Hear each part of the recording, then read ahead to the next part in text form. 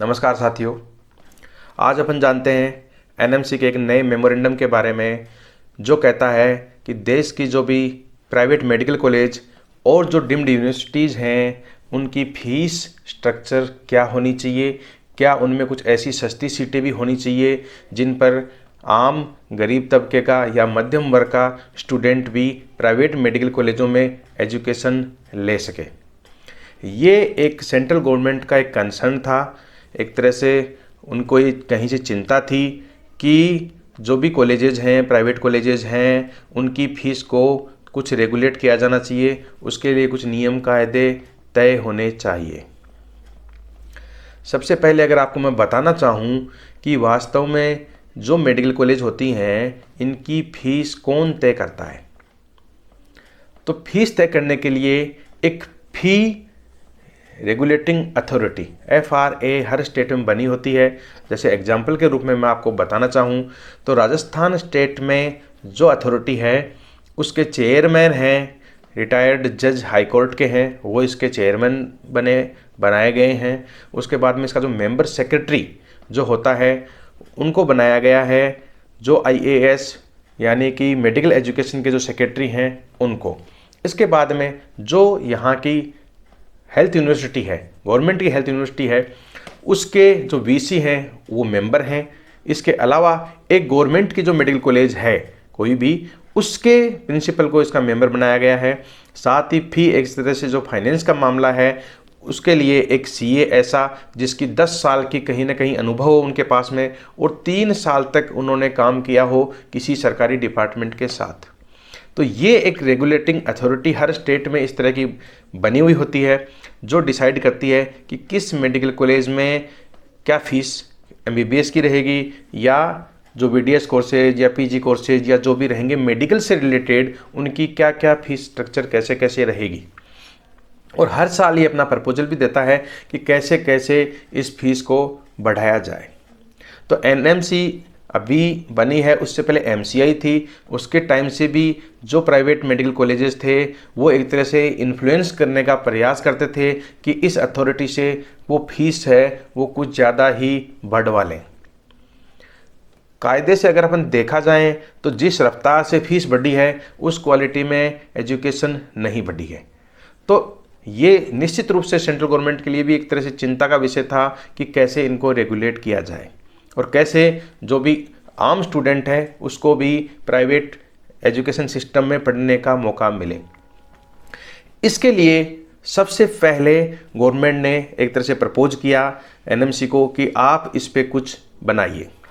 तो सबसे पहले एक एक्सपर्ट कमेटी बनाई गई 2019। इस एक्सपर्ट कमेटी ने 26 प्रपोज्ड ड्राफ्ट गाइडलाइंस बनाई। इन ड्राफ्ट गाइडलाइंस को मई 2021 में पब्लिक किया गया वेबसाइट पर डाल के और आम जनता से इन पर रिस्पॉन्स पूछे गए। तो करीब करीब 1800 रिस्पॉन्स इन ड्राफ्ट्स पर या जो लग रहा था कमेटी को कैसा होना चाहिए उन पे गवर्नमेंट के पास ऐसे NMC के पास में इन पर 1800 कमेंट्स आए। इन 1800 कमेंट्स की स्टडी करने और जो पहले से बने हुए ड्राफ्ट थे इसके लिए एक अलग से नई कमेटी NMC ने बनाई। अक्टूबर 2021 में नई कमेटी का गठन NMC द्वारा किया गया। इस कमेटी ने अपने जो फाइनल रिकमेंडेशन थे पुरानी कमेटी की रिपोर्ट और पब्लिक रिस्पॉन्स के आधार पे उनको NMC को रिकमेंड कर दिया 26 दिसंबर 2021 को। और करीब करीब एक महीने बाद में 3 फरवरी 2022 को इसका जो फाइनल मेमोरेंडम है वो NMC की तरफ से जारी हो चुका है। तो अपन अब कुछ जो मुख्य बिंदु हैं इसके कि क्या क्या इसमें बदलाव हुआ है और कैसे इसका आम स्टूडेंट्स को फ़ायदा मिलेगा वो मैं आपको एक एक पॉइंट करके जो रिलेटेड है स्टूडेंट्स या डॉक्टर से केवल वही बताना चाहूँगा। इसके अलावा भी एक बहुत बड़ा ड्राफ्ट है जिससे अपने को मतलब नहीं है या कोई चाहे तो डिस्क्रिप्शन में मैंने इसका लिंक डाल रखा है, वहाँ से इसकी पूरी स्टडी कर सकते हैं। लेकिन मैं जो मुख्य बिंदु हैं वो आपको बताना चाहूँगा।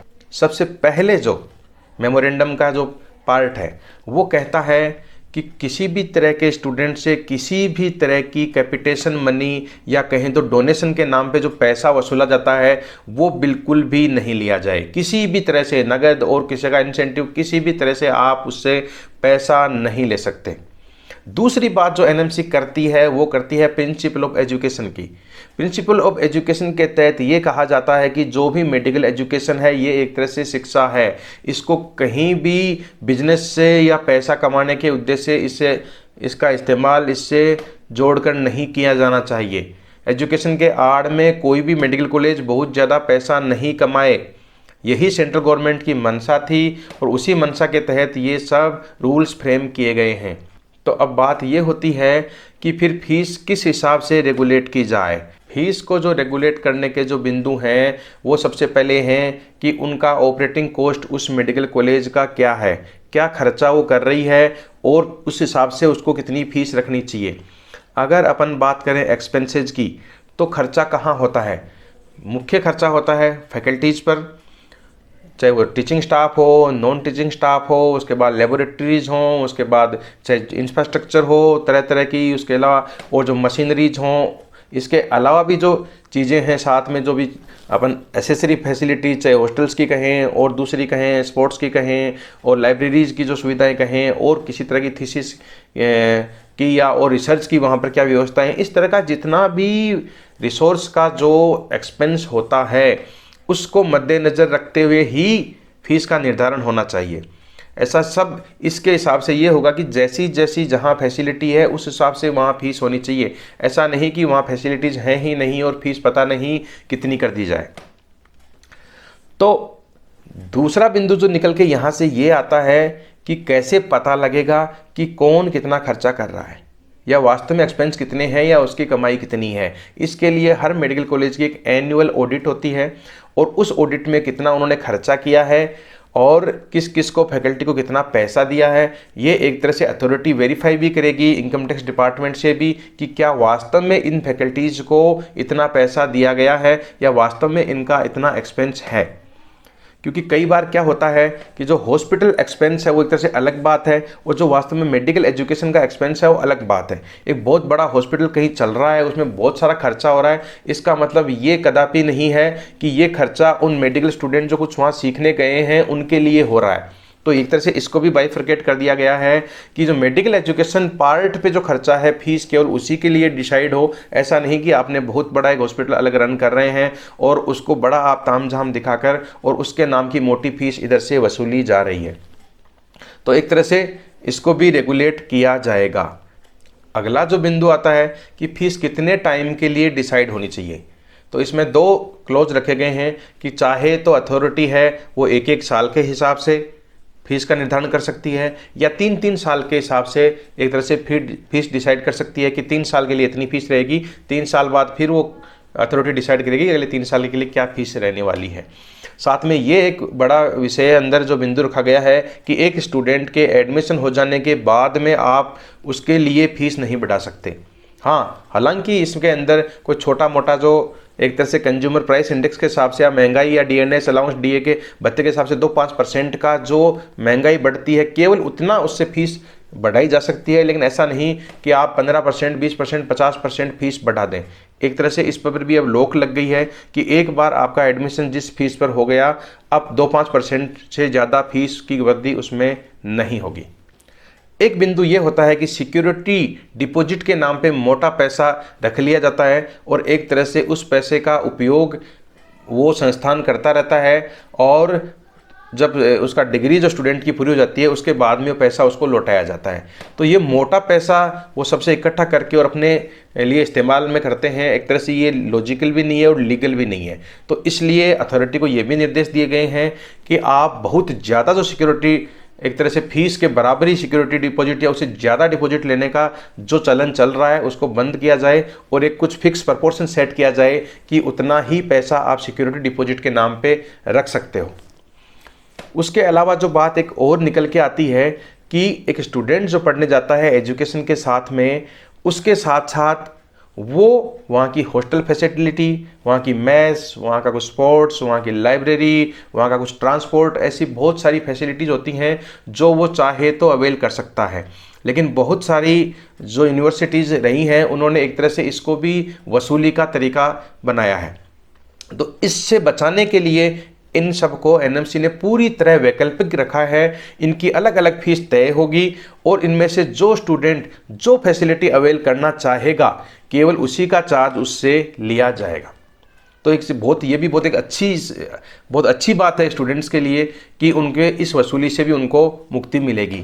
साथ ही जो फीस है, हॉस्टल्स की फैसिलिटीज़ का पैसा है, ट्रांसपोर्ट का जो भी तमाम पैसा है उसके बारे में पूरी जानकारी, साथ ही साथ जो एक्सपेंसेज हैं, कमाई है, उसकी पूरी जानकारी उनको वेबसाइट पे अपने रखनी होगी ताकि एडमिशन लेने से पहले ही वो स्टूडेंट ये सुनिश्चित कर ले कि मेरे पास में कितना खर्चा मुझसे होना है या मुझे एक तरह से टेंटेटिव कितना खर्चा वहाँ करना है, ताकि उस हिसाब से वो एडमिशन ले। कहीं ऐसा नहीं हो कि वहाँ जाने के एडमिशन लेने के बाद में उसको पता चले कि बहुत सारे हिडन चार्ज उस पर एक तरह से लगाए जा रहे हैं। तो इनसे मुक्ति दिलाने के लिए भी ये एक ट्रांसपेरेंट प्रयास एनएमसी द्वारा किया गया है। सबसे महत्वपूर्ण विषय जिसके बारे में आप जानना चाहेंगे वो ये विषय है कि जो आम मध्यम वर्गीय या गरीब छात्र है वो मेडिकल एजुकेशन प्राइवेट इंस्टीट्यूट में या डीम्ड यूनिवर्सिटी में कैसे प्राप्त करे। इसके लिए एनएमसी ने इसमें क्या प्रावधान किया है। इसके अंदर एनएमसी ने स्पष्ट रूप से ये कहा है कि जितनी भी सीटें किसी भी प्राइवेट संस्थान में हैं उनमें से 50% यानी आधी सीटों पर जो भी एडमिशन होंगे वो एडमिशन होंगे वहाँ की उस स्टेट की जो भी सरकारी कॉलेजों की फीस है उसके ऊपर। ये एक तरह से स्पष्ट रूप से इनको प्रतिबंधित इस काम के लिए किया है। तो ये बहुत बड़ी शुरुआत है और इससे मुझे लगता है कि आने वाले समय में स्टूडेंट्स को बहुत फ़ायदा होने वाला है। इस चीज़ को कैसे मेंशन किया गया है एनएमसी के ड्राफ्ट में, वो ऐसा है कि जितने भी गवर्नमेंट कोटे की सीटें हैं उन गवर्नमेंट कोटे की सीटों पर जो भी सरकारी रेट होगी वो ही लागू होगी। मान लीजिए मैं आपको एग्जांपल के रूप में बताना चाहूँ कि किसी भी प्राइवेट कॉलेज में 100 सीट हैं तो उन 100 सीटों में से हो सकता है कि गवर्नमेंट कोटे की सीटें 20 हों, 30 हों, 40 हों या 50 हों, ऐसा सीटें हो सकती हैं। क्योंकि इसके अलावा कुछ सीटें गवर्नमेंट ने मैनेजमेंट कोटे के नाम पे या एनआरआई कोटे के नाम पे पहले से ही प्राइवेट कॉलेजों को दे रखी हैं जिन पे वो पहले से ही मनमाफिक फीस वसूलते आ रहे हैं। तो मान लीजिए कहीं पर 20 सीट हैं गवर्नमेंट कोटे में तो 20 स्टूडेंट्स का वहाँ पर एडमिशन सरकारी दरों पर होगा। अभी लेकिन आप कहेंगे कि अभी तो 50% बताया था, तो बिल्कुल ये भी सही बात है कि 20 सीटें अगर वहाँ पर गवर्नमेंट कोटे की हैं तो 20 पे तो स्पष्ट रूप से सीधा ही एडमिशन हो जाएगा। लेकिन उसके बाद जो बची हुई 30 सीटें हैं उन पर भी मेरिट से, उन 30 सीटों पर भी मेरिट से सरकारी दरों पर ही स्टूडेंट्स का एडमिशन होगा। यानी कि कुल मिला के जो 50% सीट हैं उन पे एडमिशन सरकारी दरों पर होने वाला है। ये बहुत ही एक अच्छी शुरुआत है। अब बात यह आती है अंत में कि क्या ये कब से ये होने वाला है, क्या इसी साल से नहीं होना चाहिए। तो मैंने जो भी वेबसाइट्स के डेटा चेक किए हैं उनके हिसाब से इस साल का जो फीस निर्धारण है वो 30 दिसंबर तक हो चुका है और सेशन अभी शुरू हुआ नहीं है क्योंकि कोविड के कारण से लेट हो गया है। तो कायदा तो ये बनता है कि जब ये एक तरह से मेमोरेंडम आ गया है तो इसके लिए रूल भी जल्दी जारी होते हुए ही सभी को निर्देशित किया जाए, सभी स्टेट्स को, और जो भी छात्र हैं उनको बेनिफिट देते हुए 50% जो कॉलेजों की सीटें हैं उन पर सरकारी फीस पर एडमिशन किया जाए। निश्चित रूप से अगले सेशन से तो ये लागू होना ही है। तो बहुत ही अच्छी शुरुआत है।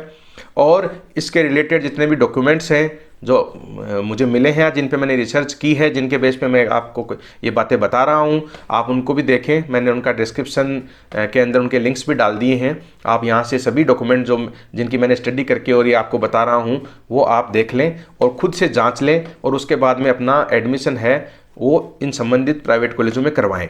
और निश्चित रूप से जब इनकी वेबसाइट की बात हो गई है कि सभी डेटा वेबसाइट पे अवेलेबल रहेगा तो ये भी एक अच्छी बात है। एडमिशन लेने से पहले वहाँ की सभी व्यवस्थाओं को, वहाँ के सभी फीस, वहाँ की हिडन फीस जो भी है वो सब जांचने के बाद में ही एडमिशन लें। और एनएमसी को एक बार पुनः जो ये सकारात्मक पहल की है उसके लिए धन्यवाद, आभार।